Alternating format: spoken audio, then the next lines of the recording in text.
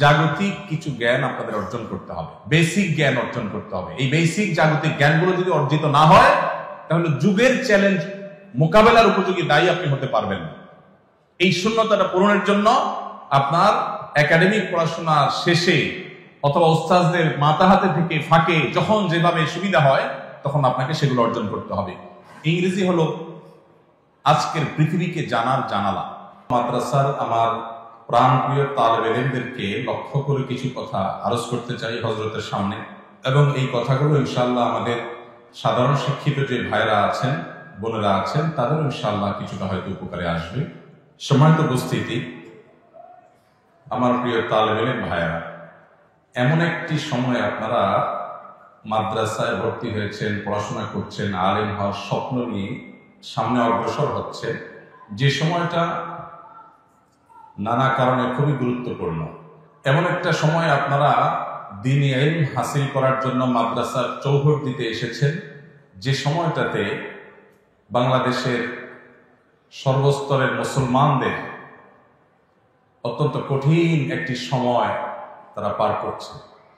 এদেশের সংখ্যাগরিষ্ঠ মুসলমানদেরকে নানা সময়, সে ব্রিটিশ আমল থেকে নিয়ে আজও পর্যন্ত সব সময় কোণঠাসা করে রাখার একটা প্রচেষ্টা দীর্ঘদিন থেকে অব্যাহত আছে। সেটা দিন দিন আমাদের বুকের উপরে, এদেশের মুসলমানদের বুকের উপরে জগদ্দল পাথরের মতো চেপে বসেছে।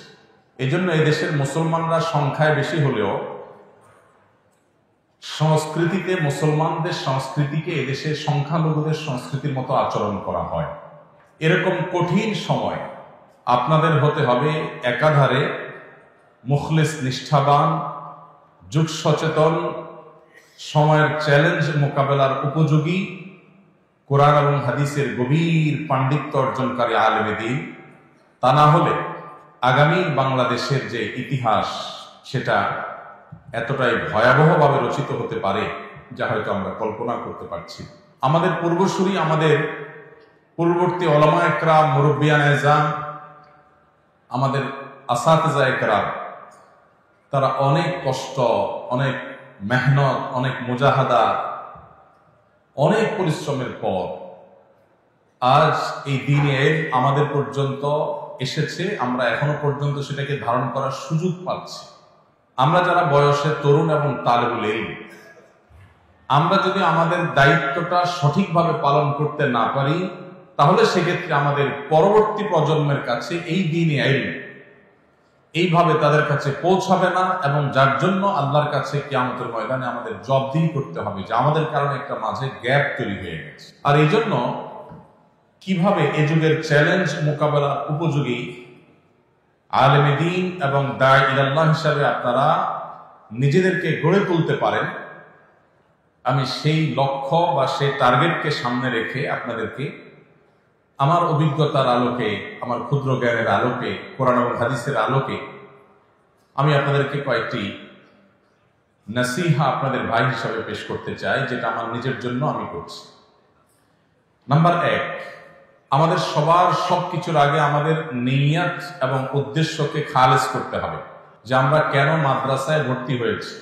হাদিস আমাদের সবারই মুখস্থ, ইন্নামাল আমালু বিন্নিয়াত, কিন্তু এই হাদিসের উপরে আমল আমাদের কতটুকু আছে সেটাই হলো প্রশ্ন।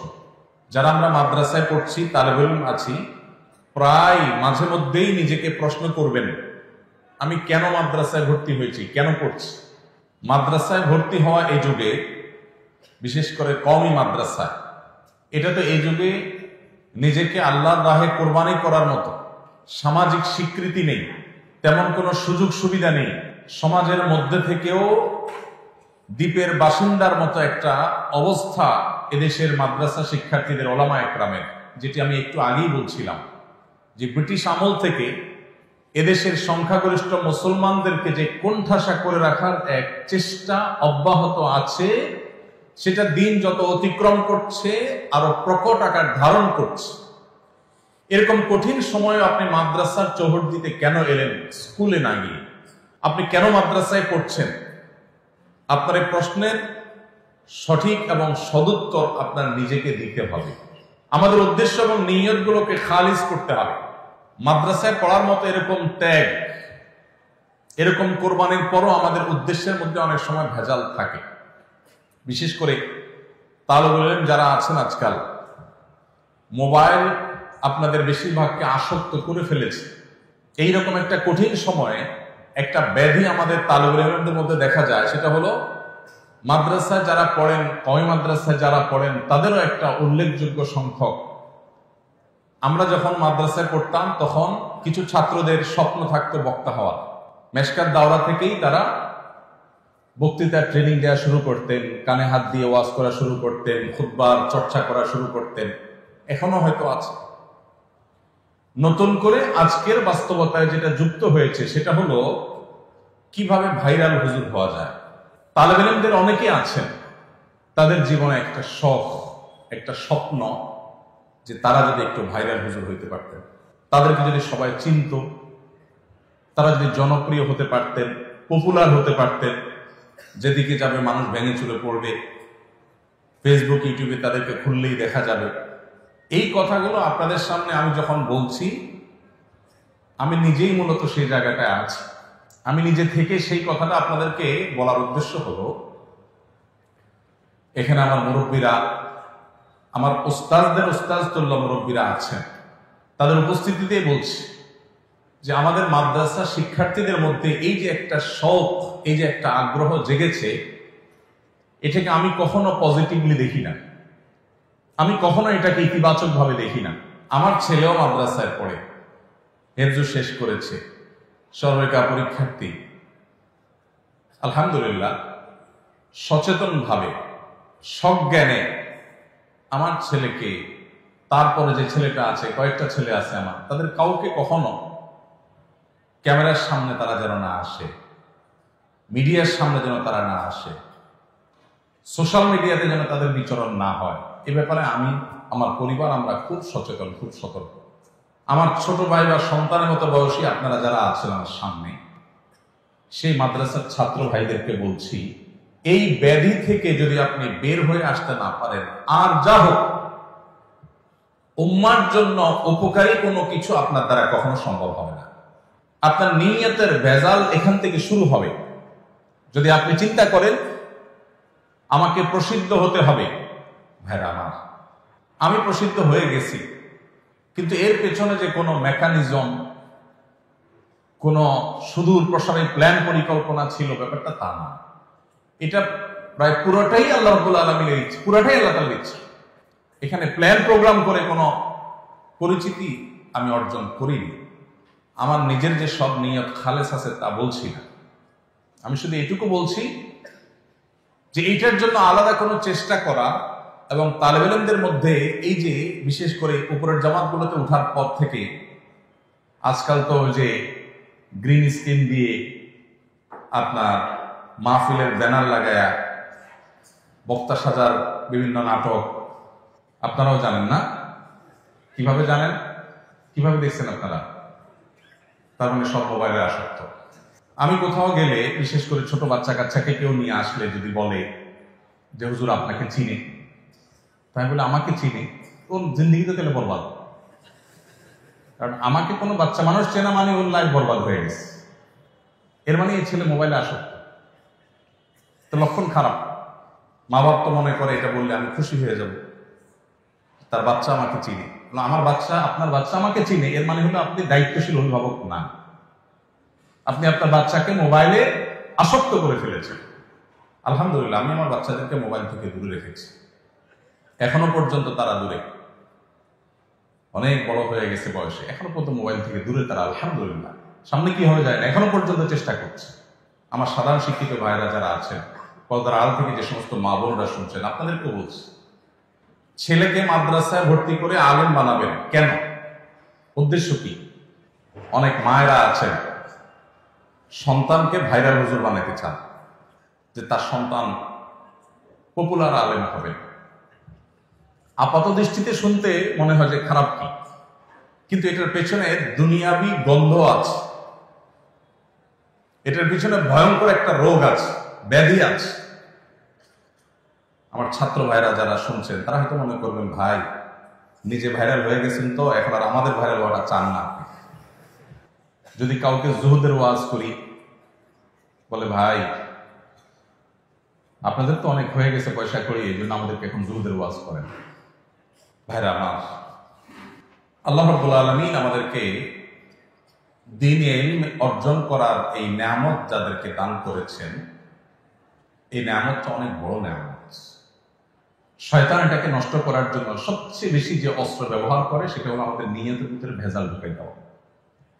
এই জন্য আমাদের নিয়তগুলো খাঁটি হইতে হবে। আমি বলছিলাম যে সমস্ত মা বাবা, এখানে অনেক জেনারেল শিক্ষিত ভাইয়েরা আছেন, মুরব্বীরা আছেন, মায়েরা পর্দার আল থেকে শুনছেন, তাদেরকে বলছি, সন্তানদেরকে মাদ্রাসায় ভর্তি করাবেন।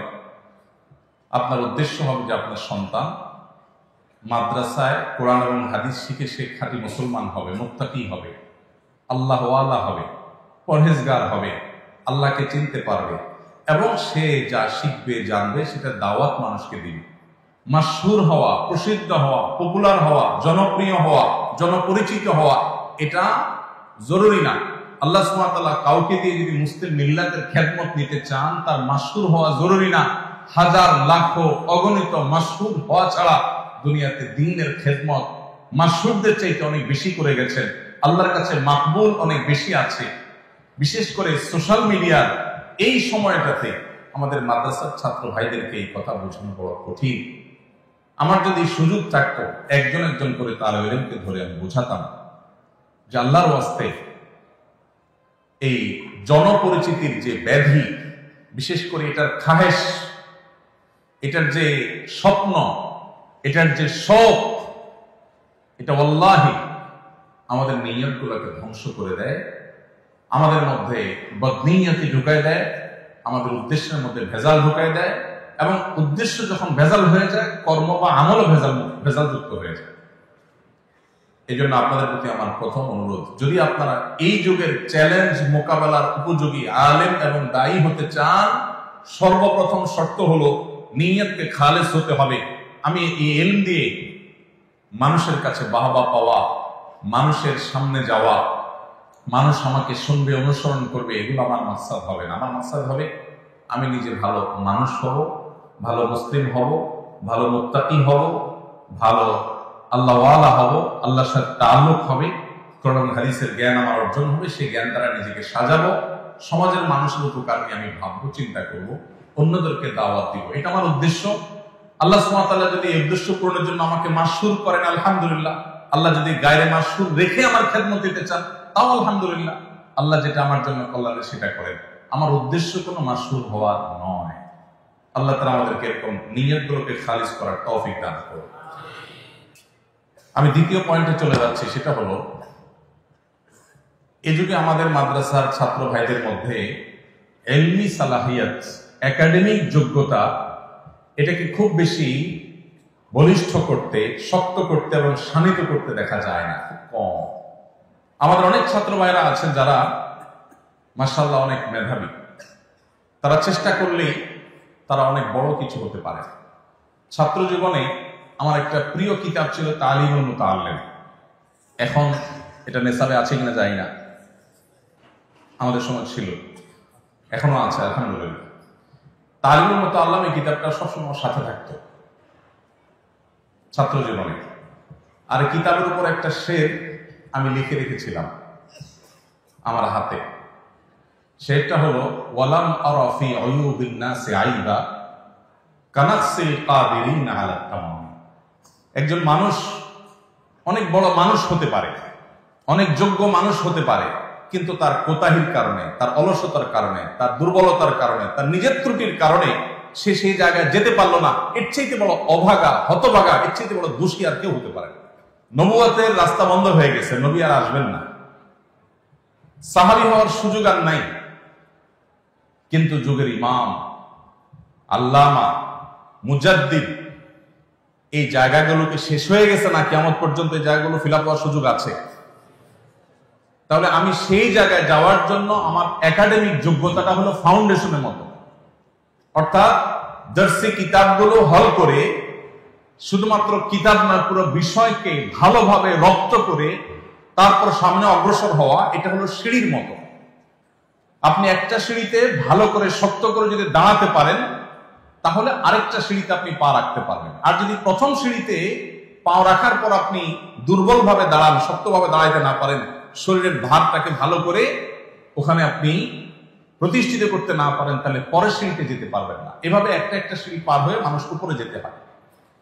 আপনি যদি এ যুগে বাংলাদেশের মুসলমান সহ গোটা বিশ্বে মুসলমানদের যে কঠিন দুরবস্থা চলছে, এই দুরবস্থায় আপনি কান্ডারির ভূমিকা যদি অবতীর্ণ হতে চান, আপনি যদি এই যুগের চ্যালেঞ্জ মোকাবেলার জন্য উপযোগী দায়ী আল্লাহ হতে চান, তাহলে আপনার একাডেমিক যোগ্যতা, দর্শী কিতাবগুলো হল করার বিষয়টাতে আপনাকে সবচেয়ে বেশি মনোযোগী হতে হবে।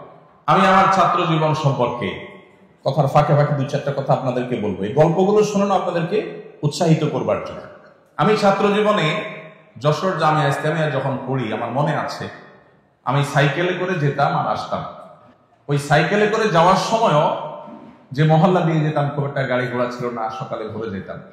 তখনও মাঝে মধ্যে সম্ভবত মেশকাত জামাতের সময় নুখবাতুল ফিকার, এটা আমার ছোট কিতাব ছিল, ওইটা এরকম খোলা রেখে পড়তে পড়তে যেতাম। মাঝে মধ্যে একটু দেখতাম, আবার বন্ধ করে নিতাম, আবার ওটা ফিকির করতে করতে যেতাম। ইস্তেমার ময়দানে গেছি, আমার মনে আছে নেব্রাস পুরা কিতাবে হিফজ করেছি আমি, শুরু থেকে শেষ পর্যন্ত, এবং মুখস্থ করেছি, এবং সেটার উল্লেখযোগ্য অংশ ইস্তেমার ময়দানে।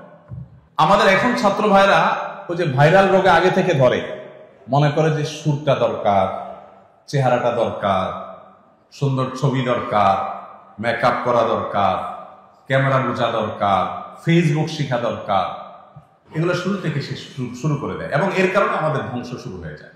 এই জন্য আপনাদের প্রতি আমার অনুরোধ, দর্শী কিতাবের প্রতি আপনাদের মনোযোগের বাইরে এই মুহূর্তে আর কোনো দিকে মনোযোগ দেওয়ার দরকার নাই। পরিপূর্ণ মনোযোগ দেন, এটা হলো আপনার ফাউন্ডেশন। এটার ভিত্তি যদি মজবুত হয়, তাহলে এটার উপরে অনেক বড় বিল্ডিং হতে পারে। আর এই ফাউন্ডেশন যদি দুর্বল হয়, আপনার বাহ্যিক যোগ্যতা যতই হোক না কেন, আপনি কখনো উম্মার বড় কোনো খেদমত আপনি করতে পারবেন না। এই জন্য আপনাদের প্রতি আমার দ্বিতীয় অনুরোধ হলো, আপনারা আপনাদের দর্শী কিতাবগুলোর প্রতি, ক্লাসের বইয়ের প্রতি, সাবজেক্টের প্রতি আপনাদের সবচেয়ে বেশি মনোযোগ হবে। অন্য বিষয়ের প্রতি মনোযোগ যেন এই মুহূর্তে ছাত্র জীবনে খুব বেশি না হয়। যেটুকু হবে উস্তাদদের মাথা হাতে হবে, উস্তাদদের ইরশাদ এবং তাওজীহের আলোকে হবে, নিজে থেকে না। নাম্বার 3, আমলি মশক, এটাও এখন দুর্ভিক্ষ হয়ে গেছে। আমাদের ছাত্র ভাইয়েরা যদি তাদের ব্যক্তিগত আমলের ক্ষেত্রে তারা ভালো করতে না পারেন, তারা কখনো উম্মার কান্ডারি হতে পারবেন না। সো কল আলেম হতে পারবেন, তথাকথিত আলেম হতে পারবেন, কিন্তু সে আলেম আসলে উম্মাকে, ঘুমন্ত উম্মাকে জাগানো আলেম হতে পারবে না। যদি সেটা হতে হয়, ছাত্র জীবন থেকে যে যে জামাতে আছেন, এখন থেকে আপনাদেরকে নবী করিম সাল্লাল্লাহু আলাইহি ওয়াসাল্লাম প্রতিটা সুন্নাহর বাস্তব উদাহরণ হতে হবে। আমি যখন হাতিয়াতে পড়েছি মাদ্রাসায়, তখন নাহবীর পড়ি, আমার মনে আছে। হাতিয়া রাজুল রহমতুল্লাহের কাছে নাহবীর কিতাবটা সরাসরি পড়ার সৌভাগ্য আমার হয়েছে। আমার তখন মনে পড়ে, আমি অনেক ছোট ছিলাম তখন, ফয়জুল উলুম হাতিয়া মাদ্রাসার ছাত্রদের প্রায় শতভাগ ছাত্ররাই তাহাজ্জুদ গুজার ছিলেন। তাহাজ্জুদ ছাড়া কোনো ছাত্র মাদ্রাসায় এটা তাসাব্বুরও করা যেত না, এবং এটার জন্য কোনো ওস্তাদ কোনোদিন ডাকতেন না। আমি দেখি নাই কোনো ওস্তাদ তাহাজ্জুদের জন্য ছাত্রদেরকে ডাকছেন। কিন্তু তাহাজ্জুদের সময় প্রথম আমি যখন নতুন গেছি, দেখলাম যে সবাই উঠে যায়, আমি একা শুয়ে থাকি। এরপর আমারও আদত হয়ে গেল, দেখলাম যে শতভাগ ছাত্ররা তাহাজ্জুদে উঠে গেছে, এবং ভোর রাতে যে রোনাজারি, যে কান্নাকাটি শোনা যেত, সেটা এখন বোধ হয় মাদ্রাসাগুলোতে শোনার হরিণ হয়ে গেছে। ভাইরা আমার, আল্লাহ রাব্বুল আলামিনের সাথে তাআল্লুক যদি তালেবে ইলমি জামানা থেকে না হয়, এটা পরে খুব বেশি একটা হয় না। মায়ের পেট থেকে যদি কোনো সন্তান হাত পা নিয়ে না আসে, এই সন্তানের পরবর্তীতে আর হাত পা হয় না। মাদ্রাসার চৌহদ্দি থেকে যদি আমলি তরবিয়ত না হয়, তাহলে পরবর্তীতে এগুলো আর হয়ে ওঠে না খুব বেশি, ইল্লা মা রাহিমা রাব্বি। এই জন্য আপনাদের প্রতি আমার তৃতীয় অনুরোধ হলো, আমলি জিন্দেগি করবেন। এখানে যারা তালেবে ইলমরা আছেন, আমি একটা সার্ভে করতে চাই, যদি আপনারা মন খারাপ না করেন, আসাদুজ্জাহ একরাম যদি মনে কষ্ট না নেন, সেটা হলো, আজকে কি বার? শনিবার। এই যে বৃহস্পতিবার গেল মাত্র 2 দিন আগে, এই বৃহস্পতিবারে রোজা রাখা সুন্নত। এই রোজাগুলো কারা কারা রাখছেন ভাইরা? হাত তোলেন। গত বৃহস্পতিবারে যারা যারা রোজা রাখছেন, আপনি কি মাদ্রাসায় পড়েন?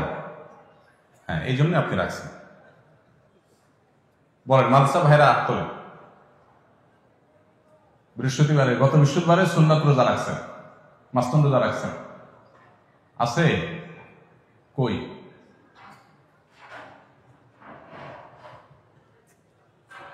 একজন আছে নাকি? আমি দেখতে পাচ্ছি এদিক থেকে। আর দুজন, মাশাআল্লাহ। আচ্ছা, মাশাআল্লাহ। তাহলে এত তালেবের মধ্যে দুজন ছাত্র রোজা রাখছেন। আমি আগে মাপ চেয়ে নিয়েছি কিন্তু এই সার্ভে করার জন্য। এবার আপনারা বুঝেন যে আমরা কোন জায়গায় দাঁড়ায় আছি। আপনি বলবেন যে কেন নফল রোজা রাখা কি আমাদের জন্য জরুরি এই মুহূর্তে? নফল রোজা রাখা তো জরুরি না, জরুরি হলে তার নফল হতো না। কিন্তু এই আমল আমরা যদি না করি, কে করবে? কারা করবে? আপনাদের উৎসাহ দেওয়ার জন্য বলে আমি বলছি, কিন্তু ফাঁকে ফাঁকে আমি আমার গল্প দেবো। এই গল্প দেওয়াটা আপনাদেরকে উৎসাহ দেওয়ার জন্য। গত বৃহস্পতিবারে আমাদের বাসায় যখন সবাই রোজা রাখার জন্য সবাই সাহারি খাচ্ছে, সন্ধ্যা রাত্রে শোয়ার সময় যখন প্ল্যান হয়, তো আমার 10 বছরের ছেলেটাও রোজা রাখবে। আমরা বলছি না, রাখার দরকার নেই। সাধারণত নামাজের জন্য উঠাইতে তার কষ্ট হয়ে যায়, কিন্তু মাশাআল্লাহ এক ডাকে উঠে ঠিকই সাহারি খেয়ে নেবে এবং রোজা রয়েছে। এখন আমরা মনে করি যে না খাইলে বা রোজা রাখলে আমার বোধহয় পড়াশোনাতে ঘাটতি হবে। কেন পড়াশোনা কেন ঘাটতি হবে? খানা না খাইলে, খানা যত কম খাওয়া যায়, মানুষের শরীরে আমলে বলতে এনার্জি তত বেশি হয়।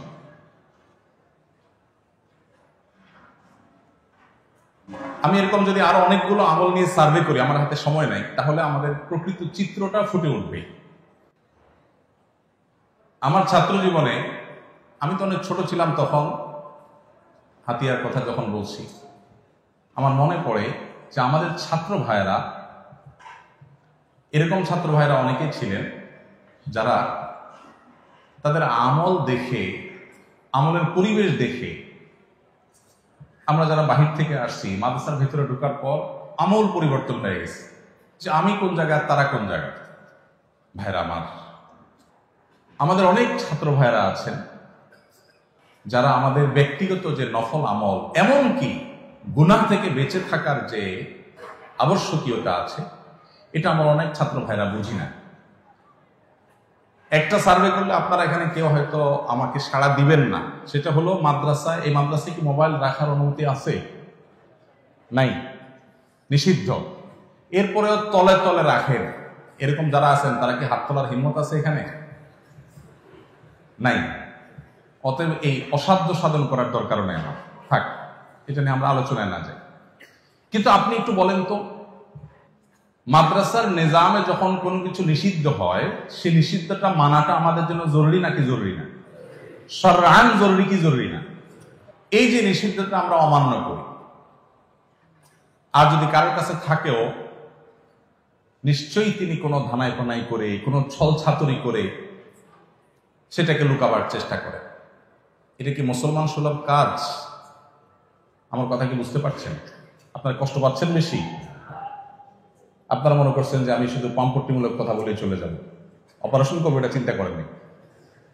ভাইরা আমার, একজন তালিবুল ইলম কি মিথ্যা কথা বলতে পারে? পারে।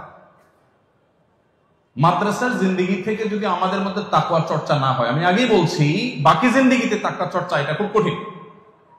এই জন্য আপনাদের এখন থেকে প্রতিজ্ঞা করতে হবে, কোরআনে যা পড়ছেন, হাদিস থেকে যা পাচ্ছেন, উস্তাদদের থেকে যা শিখছেন, এটার আমল এখন থেকে শুরু হইতে হবে, আজকে থেকে শুরু হইতে হবে, শতভাগ শুরু হইতে হবে।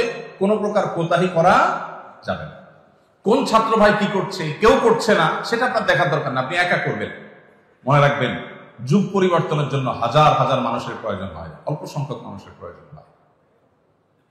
আপনি ফরিদুকা ফি হাদাল আসর ফি হাদিল মাদ্রাসা হন, যে আপনি একা, অনন্য, অন্য কেউ হয়তো করে না। এখানে জুতা রাখার কি তরতিব আছে জানি না আমি, বা মসজিদে যাওয়ার সময় জুতা, বাইরে কিছু জুতা তো থাকে, তো বাইরে এসে যেটা রেডি পান ওইটা পায়ে নিয়ে দৌড় দেওয়ার রোগ আছে না অনেক তালেবের মধ্যে? একজন বলছে বহুত বহুত, তার মানে অনেক রোগ আছে।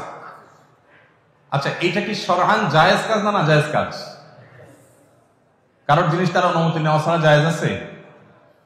কিন্তু এটা যখন আমরা করছি, আমাদের মধ্যে এই ভাবনাই নেই আমাদের মধ্যে এই অনুভূতিই নেই, এই আহসাসই নেই যে আমি একটা গুনাহের কাজ করছি।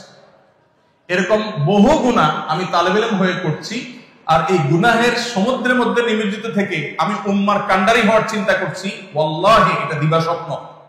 এগুলো হয়তো ছোটখাটো বিষয় আপনার কাছে মনে হয়, কিন্তু ছোটখাটো বিষয় না।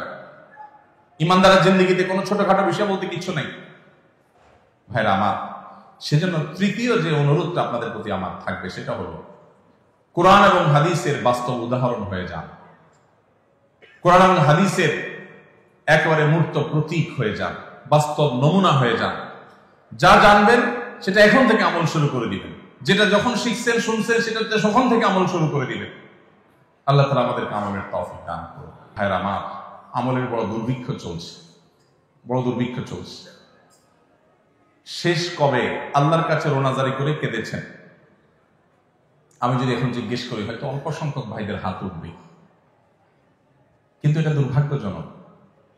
আপনি তো হাকিউল উম্মাত আশরাফ আলী থানভী রাহমাতুল্লাহি আলাইহি, আবুল হাসান আলী আন-নাদভী রাহিমাহুল্লাহ তাআলা, আপনি ইবনে তাইমিয়া রাহিমাহুল্লাহ, আপনি যুগশ্রেষ্ঠ ইমামদের মতো মুসলিম উম্মার উদ্ধারকারী ত্রাণকর্তা হিসেবে নিজেকে আবির্ভূত করতে চান, দাঁড় করাতে চান। তাহলে আপনার আল্লাহর সাথে কানেকশনটা, তাআল্লুকটা, সম্পর্কটা কত গভীর হতে হবে এটা আপনি চিন্তাও করতে পারছেন। আপনার অবসরের সময়গুলো মোবাইল ফোনে, সোশ্যাল মিডিয়াতে বিচরণ করার কথা আপনার তাসাউরুরে আসা উচিত না। আপনার অবসরের সময়গুলো আল্লাহর সাথে আপনার কথা বলে দোয়ার নাজারের মধ্যে কাটানো উচিত। আমাদের মাদ্রাসার ছাত্র ভাইদের অনেকেই আছে যে গত 2-4-6 মাসেও চোখের পানি ফেলে 5 মিনিটের জন্য আল্লাহর কাছে আহাজারি করার তৌফিক হয়নি। এই কপাল পড়া কখনো ভালো আলিম হবে, দাঈ আল্লাহ হবে, উম্মার ত্রাণকর্তা হবে, উম্মার উদ্ধারকারী হবে, উম্মার রাহবার হবে, এটা কখনো তাসাউরও করা যায় ইল্লা মা রাহিমা রাব্বি।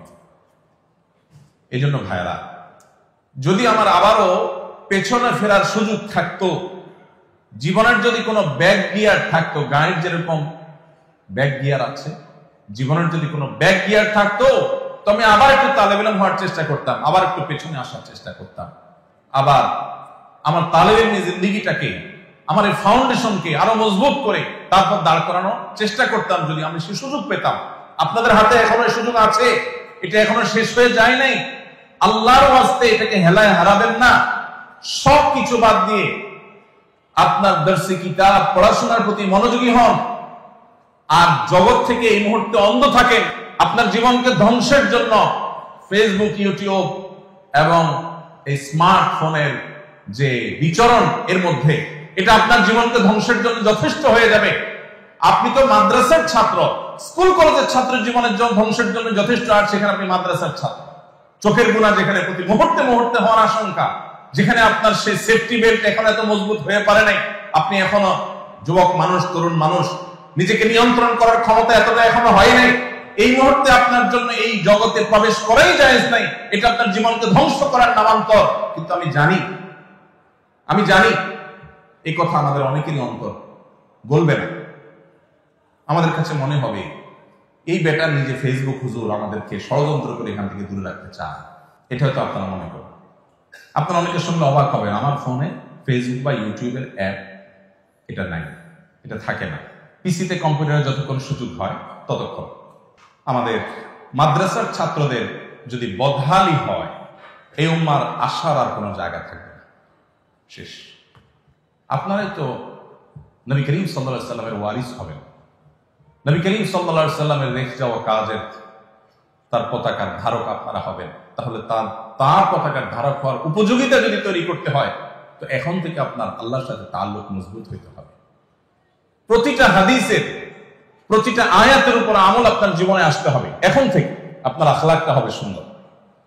আমি আইআইএসিতে একটা প্রোগ্রামে এসেছিলাম গত কয়েক মাস আগে, 2 মাস আগে সম্ভব। অনেক প্রশ্ন লিখে দেয় ছাত্ররা, এর মধ্যে একটা প্রশ্ন লেখা ছিল, আপনারা কষ্ট পাবেন না, আমি নিজে মাদ্রাসার ছাত্র, আমি জীবনে স্কুলের চোহর দিতে যাইনি, একেবারে ছোটবেলায় শুরুতে 1-2 ক্লাস হতো, প্রাইমারি স্কুলে গেছি। লিখে দিয়েছে প্রশ্ন যে ভাই, আমাদের ইউনিভার্সিটিতে মাদ্রাসা ব্যাকগ্রাউন্ডের ছাত্র যারা, মাদ্রাসা বলতে আলিয়া মাদ্রাসা হতে পারে, আলিয়া মাদ্রাসা থেকেই বেশিরভাগ যায়, কমি থেকেও যায়, আর সবই তো আমাদের মাদ্রাসা, অতএব আমি পার্থক্য করছি না, মাদ্রাসার ছাত্র আলাল উমুম, তো লিখেছে যে মাদ্রাসা থেকে যারা আসে এই ছাত্র ভাইদের অনেককে দেখা যায় তাদের আচরণ খুব রূঢ়, খুব শক্ত আচরণ করে, রাত ব্যবহার করে।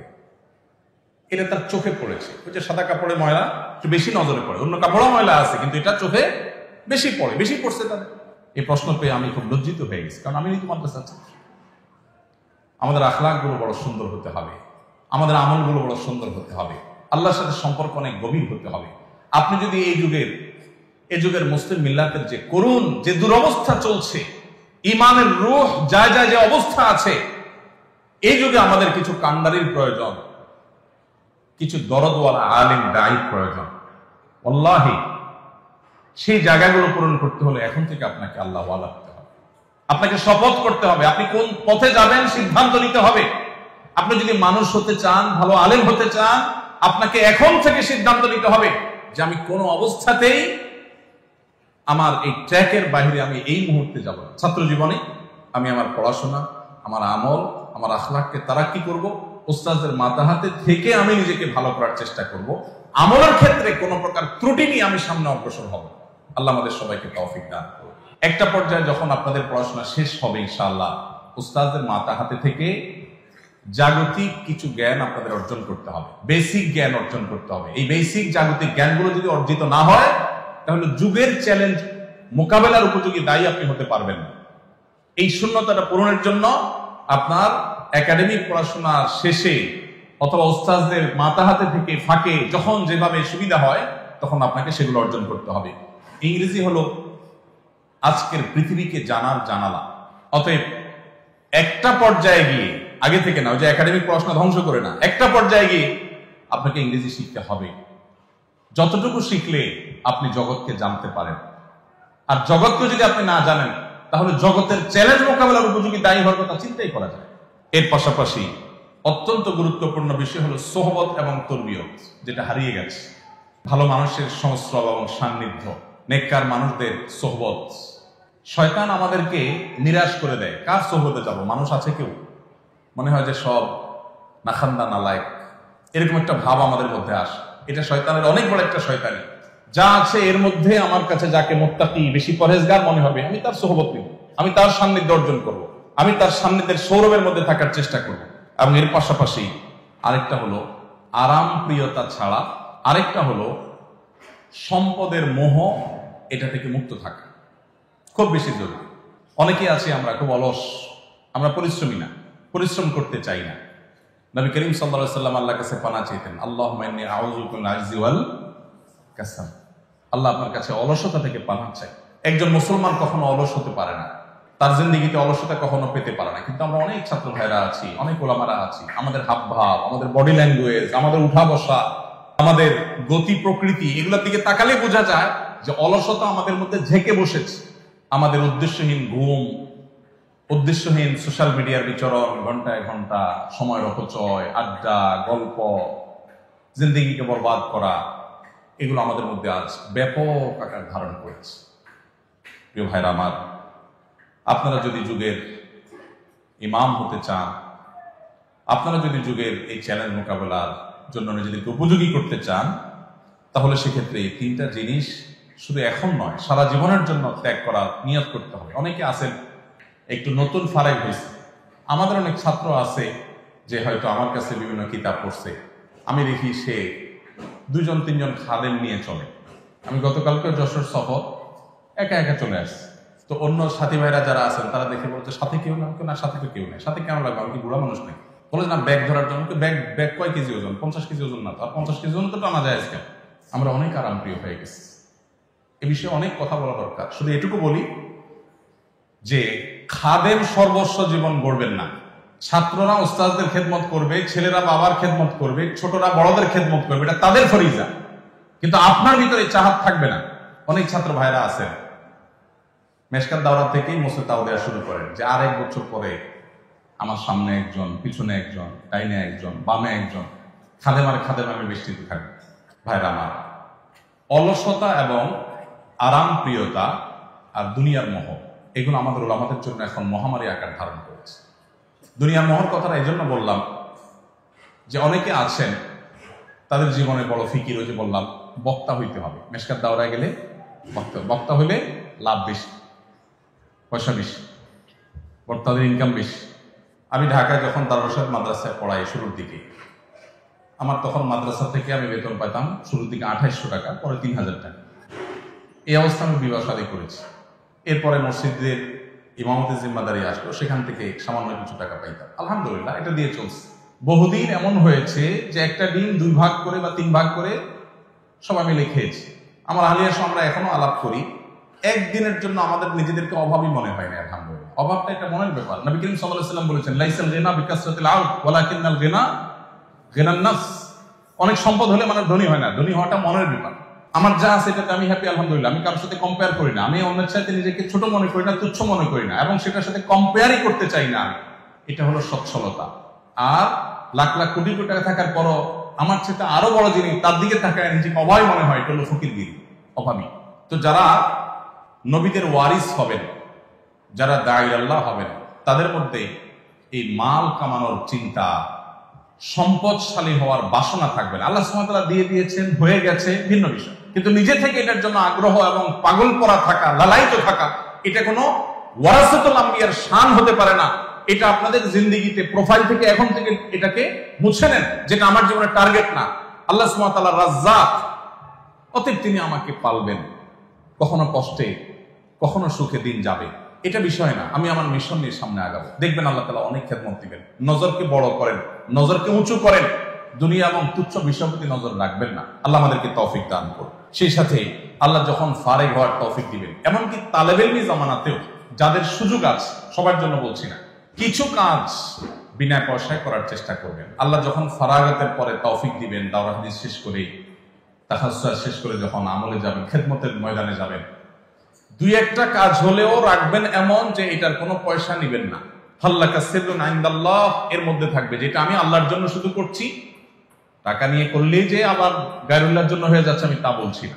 আমি বলছি যে কিছু কিছু সিক্রেট, কিছু কিছু সির আপনার নিজের মধ্যে রাখেন, এবং কিছু কিছু কাজ করেন যেগুলো আপনি মানুষের কাছে প্রকাশ্য করবেন না। বিশেষ করে এই যুগের তালেবে ইলমদের, এই যুগের নতুন মুতাখাররিজ যারা আমরা, তাদের জন্য এই জিনিসটা আমার কাছে খুব গুরুত্বপূর্ণ মনে হয়। আমি ব্যাখ্যায় গেলাম না, সময় আমার হাতে একেবারেই নাই। এবং সেই সাথে কর্মজীবনে যখন যাবেন, আমি আমার ক্ষুদ্র অভিজ্ঞতার আলোকে বলছি, তখন দুনিয়াবি বিষয় মশওয়ারা করার জন্য আল্লাহর ভয় আছে, মুত্তাকি পরহেজগার, দুনিয়ার ব্যাপারে খুব ভালো বোঝেন এরকম হুঁশিয়ার মানুষদের পরামর্শ, তাদের আইডিয়াস, তাদের উপদেশ, অ্যাডভাইস, এগুলোকে গ্রহণ করবে। অনেক সময় আমাদের মাদ্রাসার ছাত্রদের, নবীন আলেমদের অনেকের মধ্যে এই রোগ দেখা যায় যে নিজেকে সর্বা মনে করে। এখনো পর্যন্ত আলহামদুলিল্লাহ প্রতিটি পা ফেলার আগে আমি চেষ্টা করি, আমরা যাদের সাথে মশওয়ারা করাকে মুনাসিব মনে করি, তাদের সাথে মশওয়ারা করে তারপরে পা ফেলা। প্রতিটা পদক্ষেপ, ছোট বড় সিদ্ধান্ত যতটুকু সম্ভব হয় আমরা চেষ্টা করি মশওয়ারার বাইরে যেন পা না ফেলি। আমাদের তরুণদের মধ্যে, মাদ্রাসার ছাত্রদের মধ্যে, এমনকি মাদ্রাসার ছাত্রের বাইরেও জেনারেল শিক্ষিত ভাইদের মধ্যে আজকাল পরামর্শ না করার একটা প্রবণতা আসছে। নিজের রায়, নিজের ফিকির, নিজের বুঝ, এটাকেই সর্বসম্রা আমরা মনে করছি। মাদ্রাসার ছাত্রদের জন্য এটা আরো বেশি জরুরি। এই জন্য যখন কর্মজীবনে প্রবেশ করবেন, বিশেষ করে নবীন ফারেগ আলেম যারা হবেন ইনশাআল্লাহ, তখন দুনিয়াবী বিষয়গুলো, দুনিয়া খুব ভালো বোঝেন এরকম পণ্ডিত, আবার একই সাথে উনি মুত্তাকি পরহেজগার, এরকম মানুষদের মশওয়ারা করে চলবেন। দেখবেন ইনশাআল্লাহ আপনার জীবনে ভুল ভাল কম হবে। আল্লাহ তাআলা হেফাজতে রাখবেন। আল্লাহ মশওয়ারাতে বরকত রেখেছেন। ইস্তেশারা, ইস্তেখারা, এই দুইটা জিনিস কন্টিনিউয়াসলি করে যেতে হবে। এবং সর্বশেষ 2টি পয়েন্ট বলতে চাই। তার একটি হলো, আল্লাহ রাব্বুল আলামিন যখন তৌফিক দিবেন ফারাগাতের পর, এমনকি তালেবে ইলমি জামানাতেও যখন ছুটিতে বাড়িতে যাবেন, পড়াশোনার থেকে একটু ফারাগতের সুযোগ পাবেন, এই সময়টাতে মানব সেবা করার চেষ্টা করবেন, খেদমতে খালকের চেষ্টা করবেন। আমরা যদি উম্মতের নেতৃত্বের আসনে আসতে চাই, তাহলে উম্মার জন্য সব দিক থেকে নিজেদেরকে মুফিদ প্রমাণ করতে হবে, উপকারী প্রমাণ করতে হবে। মানব সেবা বা খেদমতে খালকের জন্য পয়সার প্রয়োজন নাই।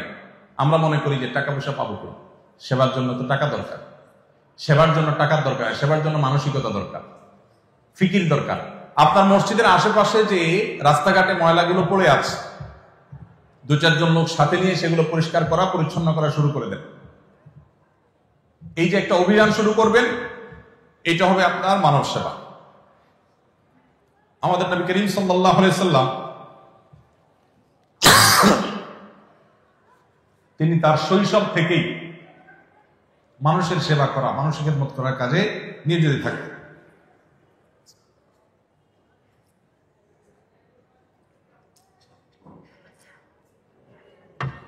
আমরা অনেকেই আছি যে আমরা মনে করি সেবামূলক কাজ করা মানে তো অনেক পয়সা করির ব্যাপার। ওলামা একরাম যদি মানব সেবায় মনোযোগী না হন, কারা মনোযোগী হবে? আপনি যদি আপনার সাধ্য অনুযায়ী গরিব অভাবী মানুষের পাশে দাঁড়ান, যখন কোন মসজিদে আল্লাহ তাআলা জিম্মাদারি দিবেন, ওই মসজিদে শুধুমাত্র ধনীদের তালিকা থাকবে না, গরিবদের তালিকা যেন থাকে। ধনীরা কে কয় বস্তা সিমেন্ট দিবে, কে কত টাকা দিবে মসজিদের জন্য, শুধু সেই তালিকা যেন না থাকে, গরিবদের জন্য তালিকা থাকে। এবং গরিবদের অভাব মোচনের জন্য আপনার নানাবিধ উদ্যোগ থাকা দরকার, নানাবিধ কাজ থাকা দরকার। আমাদেরকে উম্মতের সেবামূলক কাজের নেতৃত্ব আমাদের হাতে নিতে হবে। আজকে আসুন্নাহ ফাউন্ডেশন দেখেন আপনারা বা শুনেন, আল্লাহ রাব্বুল আলামিন আমাকে যখন বুঝজ্ঞান দিয়েছেন তখন থেকে আমি চেষ্টা করতাম কিভাবে মানুষ উপকার করা যায়, কিভাবে একটা ভালো কাজ করা যায়, কিভাবে একটা খেদমত খাল করা যায়। এর আগে আমি বিভিন্ন জায়গায় বলেছি, 2006 বা 2007 সময় যখন সিডর হয়েছিল, সিডরে খুলনার একটা বিশাল অংশ জুড়ে যখন অনেক ক্ষয়ক্ষতি হয়েছে, মানুষের ঘর বাড়ি ইত্যাদি, তখন আমি মণিপুরে বাইতুল ফালাহ মসজিদে তখন আমি জিম্মাদারিতে ছিলাম। এখন মাওলানা মাহবুব আলী সাহেব সেখানে আছেন, ওনাকে আমি রেখে গেছিলাম। তো ওখান থেকে মুসলিমদেরকে উদ্বুদ্ধ করে তখনকার সময় 1,16,000 টাকা সম্ভবত কালেকশন করে পুরাতন কাপড় চোপড় নিয়ে মসজিদ কমিটির লোকদেরকে আবার সাথে নিয়ে, কারণ টাকা পয়সা হুজুর মানুষ একা একা নেব, ওনাদেরকে সাথে নিয়ে তারপর সে এলাকায় আমরা গিয়েছি।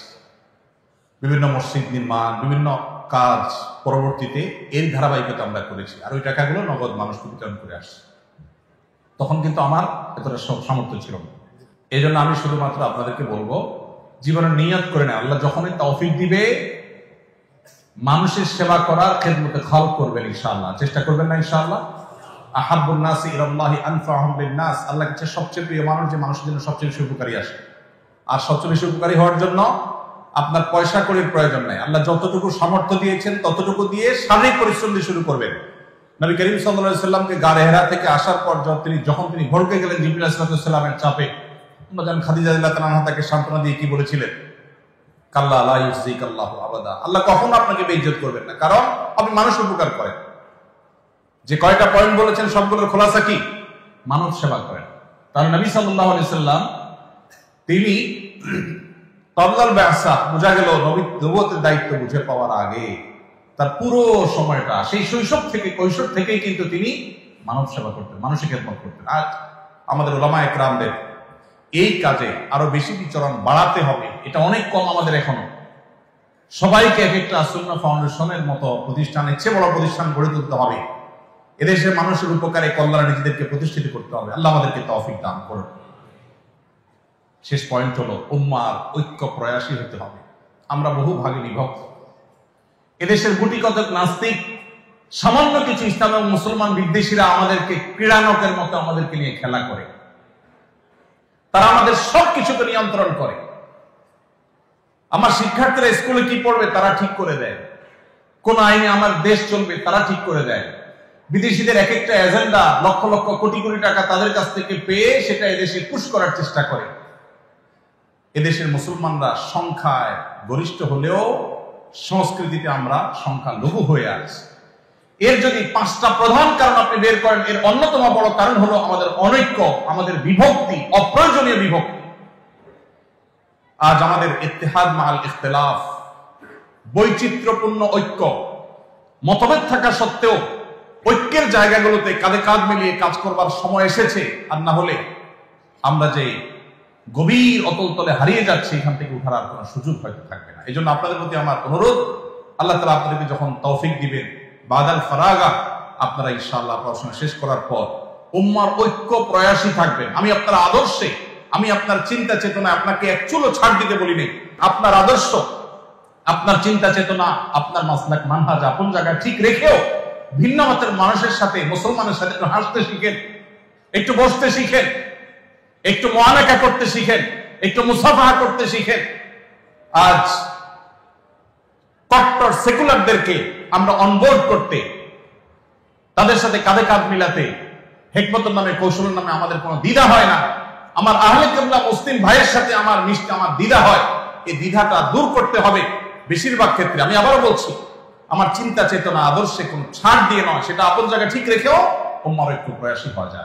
আল্লাহ আমাদেরকে সেই কাজটা সঠিকভাবে করার তৌফিক দান করুন। আস-সুন্নাহ ফাউন্ডেশন, উম্মার স্বার্থে, সুন্নাহর সাথে।